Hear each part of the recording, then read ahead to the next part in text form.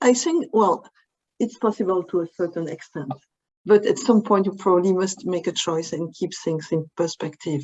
Because, well, the better use of science in government is based on a high level of trust. And this trust can only be gained and maintained if the advisor or the expert acts as a knowledge broker, but never as a lobbyist. And so I think the problem is also the one of scientific neutrality and honesty. How to ensure that your advice is not influenced by your political or philosophical commitment.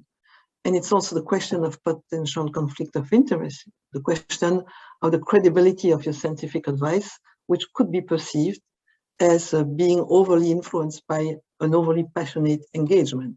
So I think in that case, as I mentioned before, it's really particularly important to communicate well the methodology of the science research that leads to the advice, to communicate the broader methodological principles and concepts that underpin scientific evidence.